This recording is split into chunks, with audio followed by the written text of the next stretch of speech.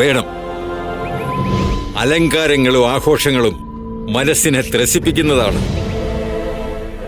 അതുകൊണ്ടാണല്ലോ ഓരോ നേട്ടത്തിന് ശേഷവും ഓരോ ആഘോഷങ്ങൾ വെക്കുന്നത്. മേഘനെ അവളുടെ വീട്ടിലെത്തിച്ചോ? അങ്ങെനിക്ക് വാക്ക് തന്നതാണ്. വാക്ക് ഞാൻ പാലിക്കും. നിന്റെ വിവാഹത്തിനു മുൻപേ മേഘനെ അവളുടെ വീട്ടിലെത്തിയിരിക്കും.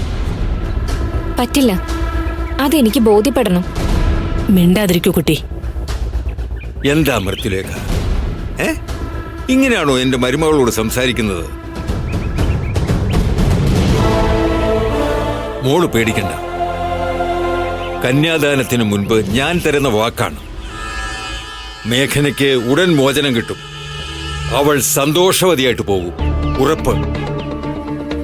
ജാൻസി, ഇനി ആശ്രമത്തിൽ നിന്നൊരാൾ പുറത്തേക്കോ പുറത്തു നിന്നൊരാൾ ആശ്രമത്തിലേക്കോ കടക്കാൻ പാടില്ല. ഇനിയുള്ള ചടങ്ങുകൾക്ക് നമ്മൾ മാത്രമേ സാക്ഷിയാകാവൂ. കരുതലുകൾ ഒന്നുകൂടി കൂട്ടിക്കോളൂ.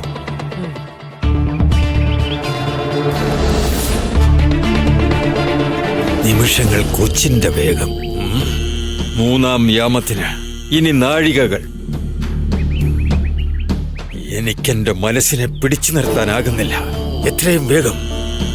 എത്രയും വേഗം സമയം മുന്നോട്ട് സഞ്ചരിക്കുന്നു. 3 നൂറ്റാണ്ടുകളായിട്ടുള്ള കാത്തിരിപ്പാണ്. അതിനന്ത്യമാകുന്നു.